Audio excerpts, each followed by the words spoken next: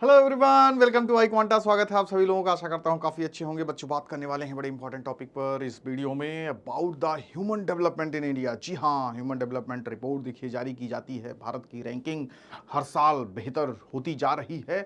तो ये अच्छी बात है कि हमारा जो मानव विकास है, मानव विकास सूचकांक है, जिसको ह्यूमन डेवलपमेंट इंडेक्स आप कहते हो, तो उसमें जो रैंकिंग हमारी बेहतर हो रही है, जो उसमें देखा जाए तो 0 से 1 के बीच में आपको जो मार्क दिया जाता है उसी मार्क्स के आधार पे ही होता है।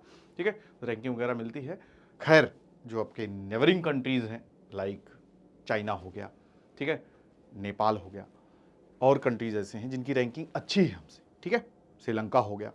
तो क्या कारण है, इसको भी जानना ज़रूरी है। और यहाँ पे फाइनली इंडिया की क्या स्थिति है, इसको भी जानने की कोशिश करेंगे। जो आपके रैंक में बढ़ोतरी हो रही है, उसको भी यहाँ पे देखने की कोशिश करेंगे। ठीक है, तो India's human development trajectory has shown gradually but steady growth, बहुत ज़्यादा नहीं।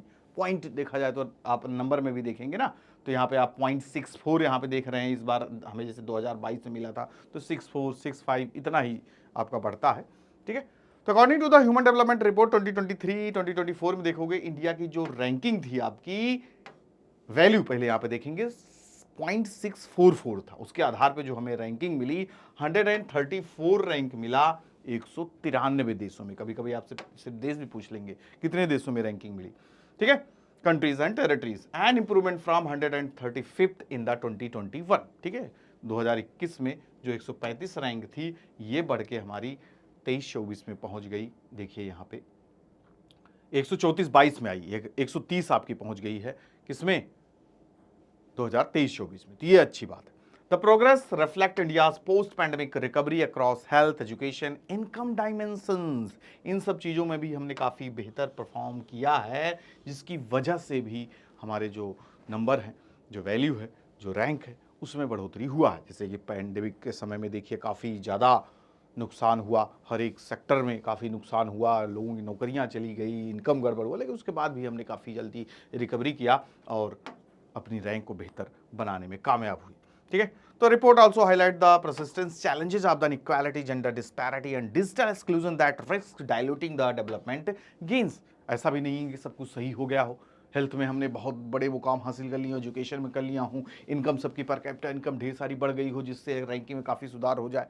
ठीक है, तो अभी भी हमारे लिए एक बहुत बड़ा चैलेंज है। रैंक देख रहे हैं, ये चिंताजनक भी है दूसरे तरीके से। वही ना कि आपका नीचे से आप एकदम 3rd रैंक पे हैं, तो थोड़ा एक रैंक सुधार होगी तो खुशी होना चाहिए, लेकिन अभी देखो सैकड़ों रैंकों को ऊपर आपको आना होगा टॉप के रैंक में बने रहने के लिए। ठीक है, तो एसडीआई रैंक एंड वैल्यूज देखा जाए तो रैंक 130, ये आपका लेटेस्ट रैंकिंग है। ठीक है, 130 आउट ऑफ 193, जो कि रहा हमारा 2023 में।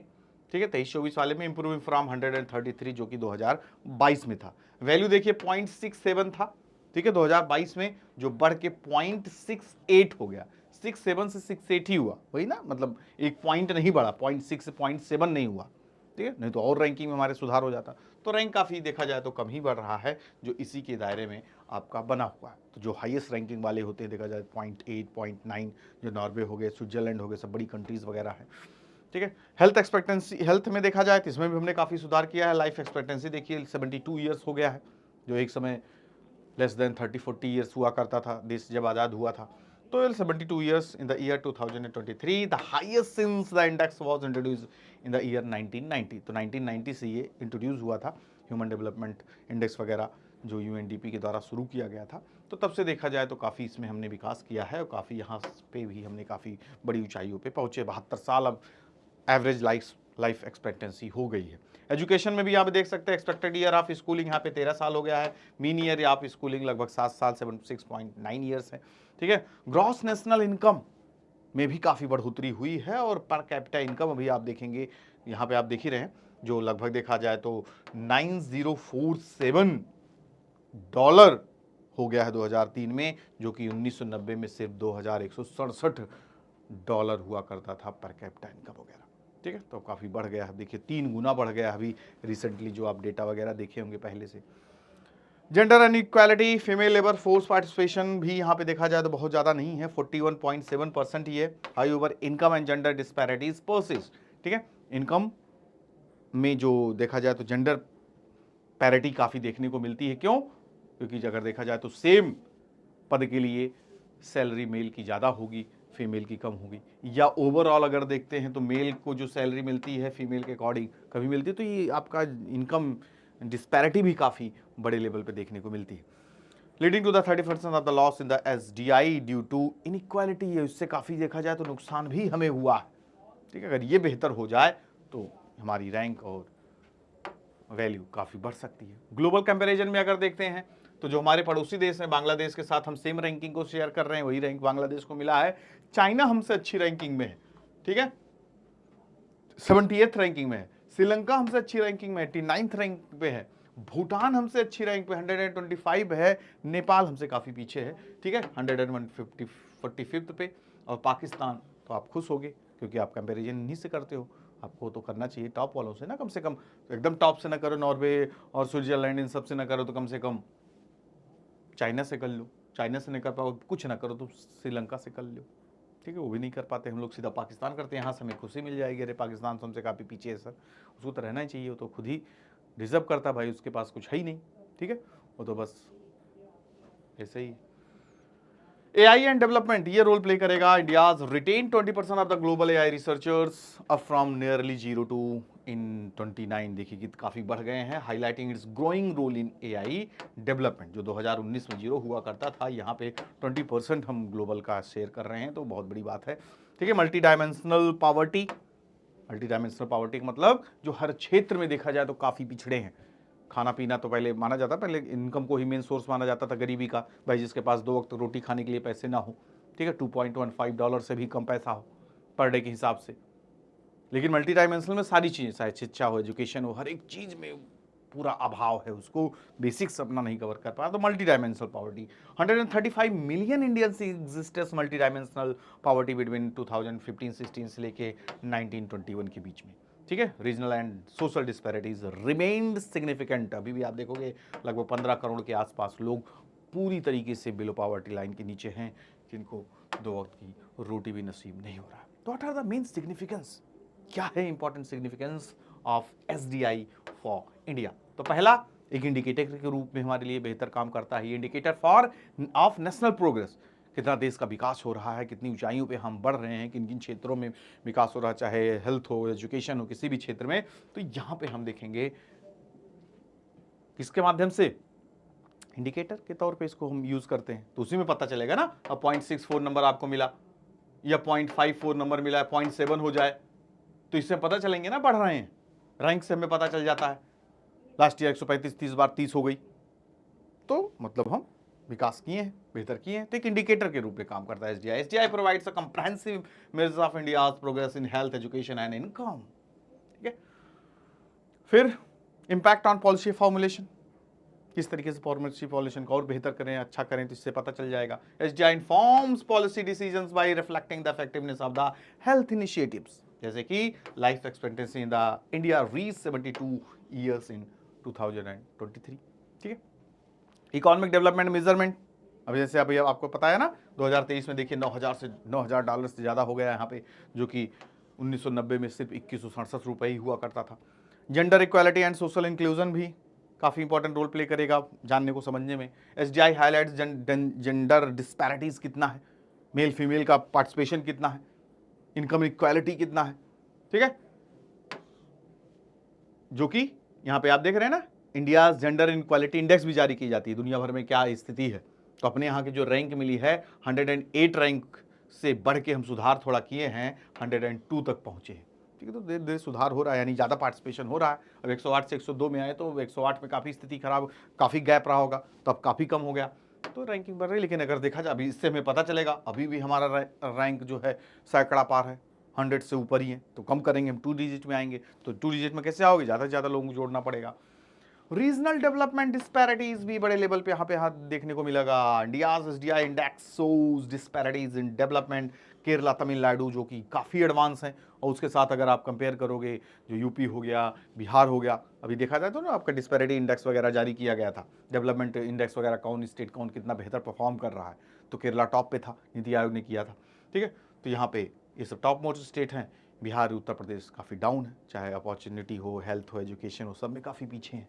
ठीक है, यहाँ क्योंकि राजनीति ज़्यादा करना रहता है ना, मेन चीज़ तो ये राजनीति में ज़्यादा समय नेता लोग तो समय अपना दे ही रहे हैं। उनको क्या, उनका तो जो बनना बिगड़ना था बन गया, लेकिन युवाओं को भी उसी में ढकेले हुए हैं।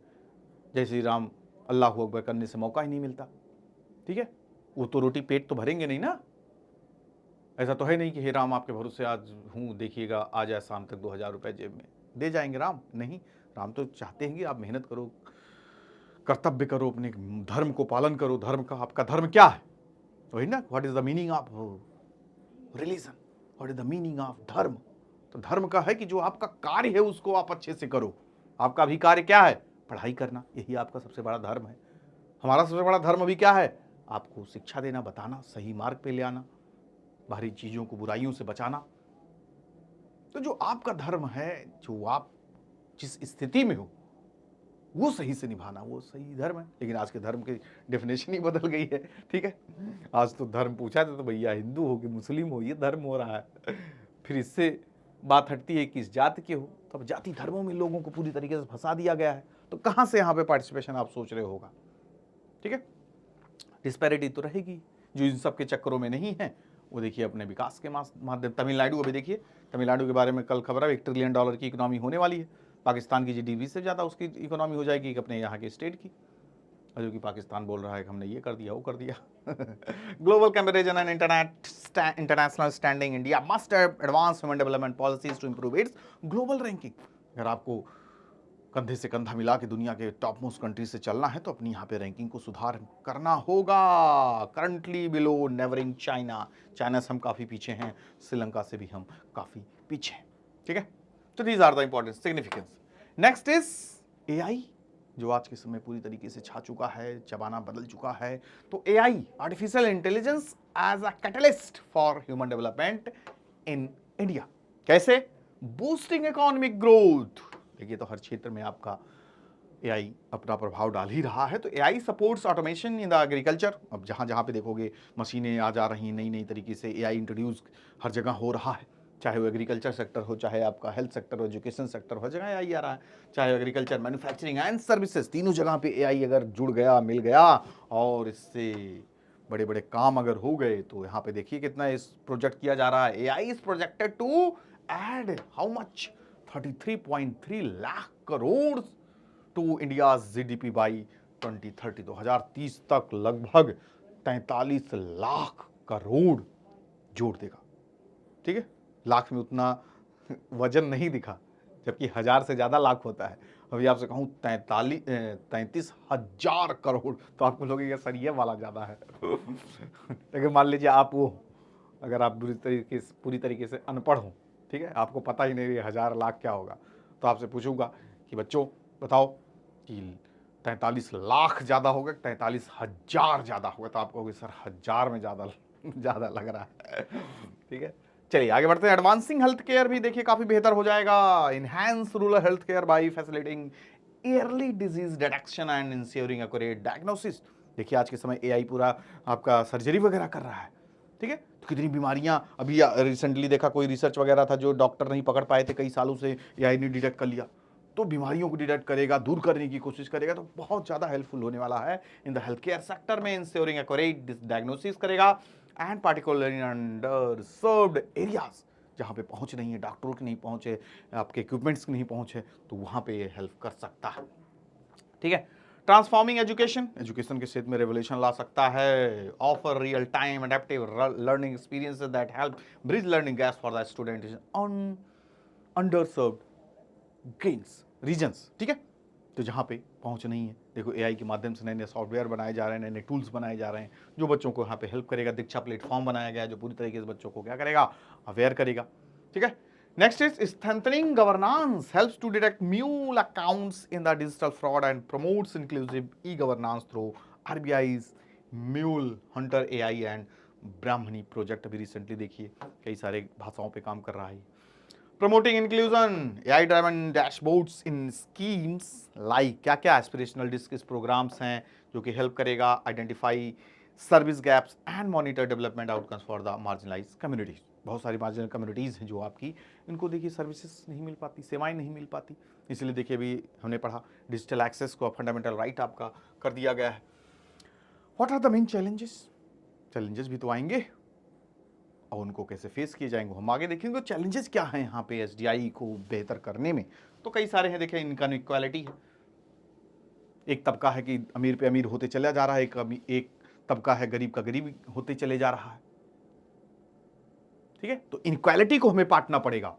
1% ऑफ द जो अपने देश के लोग हैं, 1% of the population, more than 40%, 50% of the total wealth उनके पास है, मोर देन 25%, 30% आपका नेशनल इनकम उनके पास है, बाकी के बचा 99% लोगों के पास।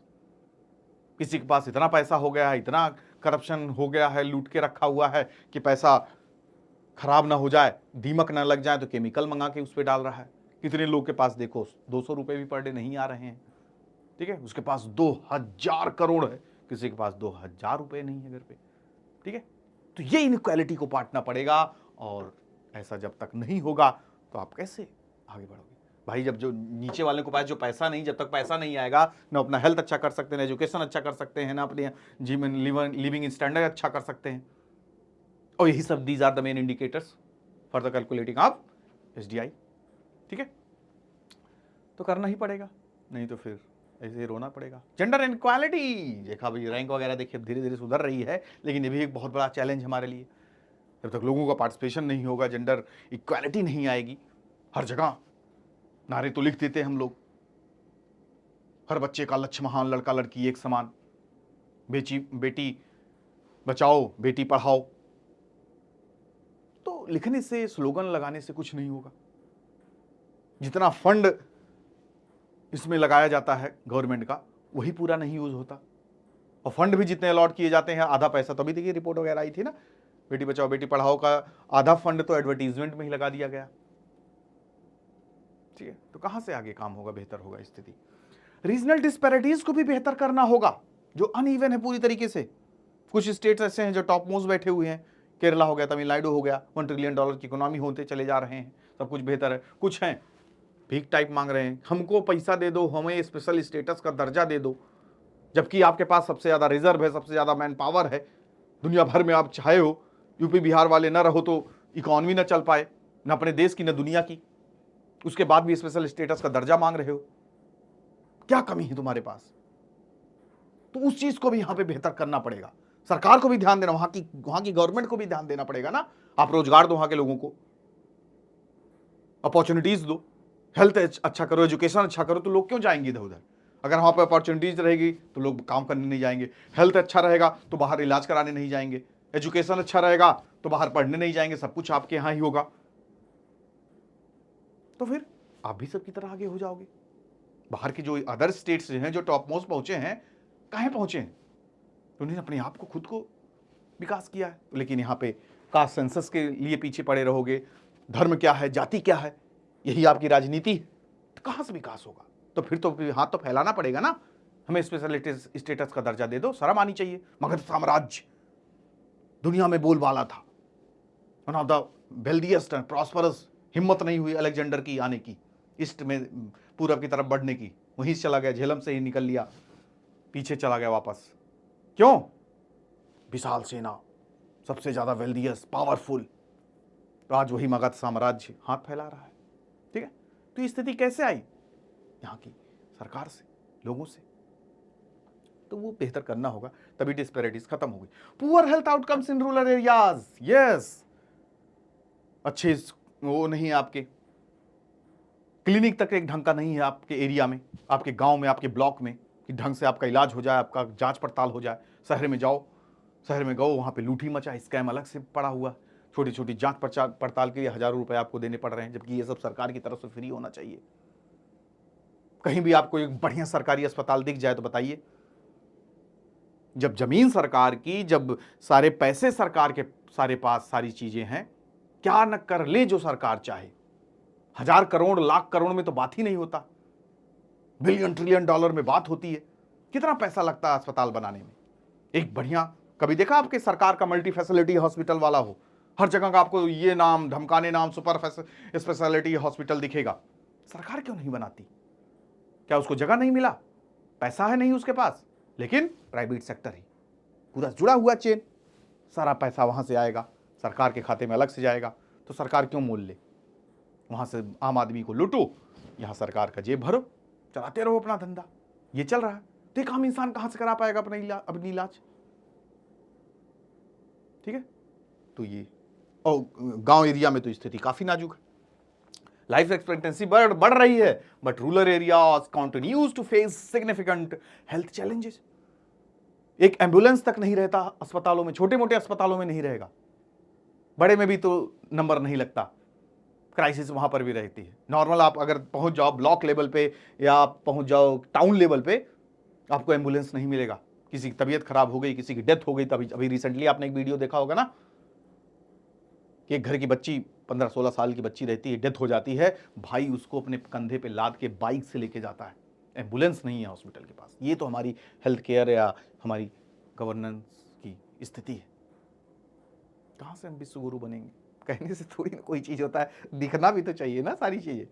नीयत अच्छी है, सरकार की नीयत अच्छी है, पॉलिसी की नीयत अच्छी है, लेकिन आउटकम ग्राउंड लेवल पे एक्सक्यूशन काफी बुरा है। सब पूरी तरीके से लिप्त है, कहां से कितना निचोड़ लें आप इंसान को, बस यही चल रहा है। Multi dimensional poverty, 135 million people escaped multi dimensional poverty. देख रहे हैं इतने लोग बाहर आए हैं, स्थिति इनकी ठीक हुई है, but 11.28% of India population still lives in poverty. यानी $2 से भी कम यहां पे इनको पैसा मिल रहा है। $2 मतलब आप समझ सकते हैं ना, आई थी लगभग 181 रुपए इतना पड़ रहा है, $2.15 वगैरह का, मतलब 200 रुपए भी पर डे नहीं कमा रहे। 200 रुपए के लिए तो दाल है। पहले कहा जाता था भैया दाल रोटी खा के जीवन काट लेंगे, अब दाल रोटी खा के जीवन काट लो, तो दाल रोटी एक तरीके से तो आप समझ लीजिए उनके लिए बड़े लोगों का खाना हो गया होगा। इंसान दाल रोटी खा लेता था, सब्जी रोटी खा लेता था, सब्जी मंडी में आप जा नहीं सकते नॉन सीजन में। 500 रुपए में एक छोटा सा हल्का था झोला भर के सब्जी लेके आओगे, पहले 500 रुपए महीने की सब्जी हो जाती थी। तो आम इंसान परेशान है, लेकिन जो गरीबी में है तो उनकी तो और हालत खराब है। और लगभग ऐसे 12-15 करोड़ लोग देख रहे हैं, 12% भी अगर आप रख लो 140-50 करोड़ का, तब भी पहुंच गया कितना ज्यादा लोग, करोड़ों की संख्या में है। ठीक है, पहले तो इनका हमें पेट भरना होगा, इनको तो बेहतर ऊपर अपलिफ्ट करना होगा। एनवायरमेंटल सस्टेनेबिलिटी भी एक बहुत बड़ा चैलेंज है। Environmental degradation is a growing challenge for the human development in India. 13th of world 20 most polluted city are in India. अभी रिसेंटली आई थी रिपोर्ट, दुनिया के टॉप मोस्ट पॉल्यूटेड सिटीज कौन सी हैं?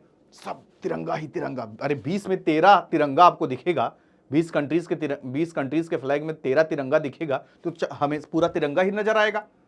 कितना बड़ा अपमान है अपने तिरंगे का। टॉप पे भी अपने देश का सिटी, सेकंड टॉप पे अपना दिल्ली, गुड़गांव, फरीदाबाद, ये सब टॉप 5-6 में बैठे हुए हैं भाई साहब। निकल नहीं सकते आप बाहर, धूल ही धूल उड़ रही है। कहां पे? साइबर सिटी में, नाम दिए है साइबर सिटी। ठीक है, चारों तरफ धूल ही धूल। शाम को आप ऑफिस से निकलिए या सुबह आप ऑफिस आइए, देखिए चारों पूरा रोड टूटी हुई है, कब आप शिकार हो जाएं, कब गिर जाएं, कोई भरोसा नहीं, कोई देखने भी नहीं आएगा। ठीक है, तो ये सब बहुत बुरी स्थिति है, इससे उभरेंगे तभी हमारी रैंक आगे बढ़ेगी। चलिए आगे बढ़ते हैं। क्या क्या गवर्नमेंट को इनिशिएटिव करनी चाहिए? इनिशिएटिव तो ढेर सारे हैं। ये सब देख के लगेगा कि बस तो हमारी रैंक अब 130 से 13 पे आ जाएगी, एक जीरो हट ही जाएगा। ठीक है, लेकिन अच्छे तरीके से लागू तो हो तब ना। आयुष्मान भारत, पीएम जन धन योजना, जो 5 लाख पर फैमिली ईच ईयर का आयुष्मान भारत अभियान आपने सुना होगा। आयुष्मान कार्ड वगैरह देखिए दिया गया है। किसी भी सरकारी प्राइवेट अस्पताल जो आपको लगे, आंख बंद करके जहां पे भी चले जाओ, दिखा दो आयुष्मान कार्ड है मेरे पास, आपका इलाज होगा फ्री। लेकिन कहीं एक्सेप्ट नहीं होगा, कहीं कहीं एक्सेप्ट है, कहीं कहीं किसी भी आप बड़े अस्पताल में कहीं भी चले जाओ, एक्सेप्ट ही नहीं कर रहे हैं। एक्सेप्ट भी कर लिए तो पता चला उससे आपका पेमेंट ही नहीं हो पा रहा है। ठीक है, तो पता चला कि आपको अलग से भरना, पैसा देना ही है। समग्र शिक्षा अभियान to holistically strengthen school education from pre primary to class 12। मतलब यहाँ पर भी सबको शिक्षित करने की बात हो रही है, कम से कम 12th क्लास तक यहाँ पे पूरा फोकस होगा एक्सेस, इक्विटी एंड क्वालिटी पे। ठीक, क्वालिटी पे। ठीक है, क्वालिटी एजुकेशन दिया जाएगा। देखिए भैया, नेशनल एजुकेशन पॉलिसी जो देखिए नेशनल एजुकेशन पॉलिसी 2020 जो इसका मेन पर्पस ही यही था कि हम क्या करेंगे, to promote foundational learning and critical thinking targeting 50% gross enrolment ratio in higher education by 2035। नहीं पूरा करेंगे, बढ़ा देंगे आगे, क्या ही दिक्कत है। प्रधानमंत्री कौशल विकास योजना काफी बड़ी स्कीम, जिसका क्या एम है, to equip youth with the market relevant skill and boost employment through short term training and certification. ठीक है। एंड द मनरेगा जो सदियों से चलता आ रहा, सदियों मतलब 2005 से चलता आ रहा है, 2005 मतलब 20 साल देखिए पूरा हो गया। तो इसका मेन पर्पज़ यही था कि गांव में जो लोग हैं सब शहरी भाग रहे हैं, कम से कम घर पे रहें, अपना भी काम कर लें, घर परिवार को भी समय दे लें, तो कम से कम उनको साल भर में मैक्सिमम मिनिमम 100 दिन तो काम मिलेगा ही। उसके बाद भी ज़रूरत पड़ी तो यहाँ पे काम दिया जाएगा। Guarantee 100 days of ways employment per year for rural house hold engage in unskilled labour. ठीक है, कोई खुदाई वगैरह चल रही, कोई काम हो रहा है तो यहाँ पे आपको काम मिल जाएगा। लेकिन यहाँ पर भी खूब बड़ा स्कैम है। ठीक है, फर्जी का नाम चढ़ा के प्रधान पूरा पैसा खा रहा है, काम करने वाले घर पे बैठे हैं। ठीक है, उस वो दिखा देगा इतना काम हुआ है फर्जी का। Poshan Abhiyaan to combat malnutrition by reducing stunting wasting and anaemia among womens and children. मतलब यहाँ पे सरकार पूरी तरीके से इसके पोषण अभियान के तहत ये सुविधा प्रदान कराए, ये पोषण लोगों तक पहुँचाए ताकि लोग बौनेपन का शिकार ना हो पाएँ, कुपोषण का शिकार ना हो पाएं महिलाओं और मेनली बच्चों में। ठीक है, प्रधानमंत्री जनधन योजना मेन पर्पस का क्या है, अकाउंट खोल दो, अकाउंट खोल दो, सबको ऐड कर लो, ऐड करने के बाद अलग अलग योजनाओं से जोड़ दो, बिना बताए पैसे काट लो, वो भी करोड़ों रुपए चले जाएंगे खाते में सरकार के। ठीक है, खैर यहाँ पे इसका सही उपयोग हो तो बेहतर हो सकता है। ठीक है, तो ये सारी चीजें रहीं जो आपके लिए काफी हेल्पफुल रहेंगी जानने के लिए। मानव विकास का जो आपका ह्यूमन डेवलपमेंट इंडेक्स जारी होता है तो इन सब चीज़ों का इंडिकेटर लिया जाता है। हेल्थ हो गया, एजुकेशन हो गया, एनरोलमेंट हो गया, आपके स्कूल में बच्चों की पढ़ाई लिखाई, सारी चीज़ें, पर कैपिटा इनकम कितनी है, लिविंग स्टैंडर्ड आपका कैसा है, तो सारी चीज़ों को उसमें कैलकुलेट किया जाता है। Holistic development of the human being.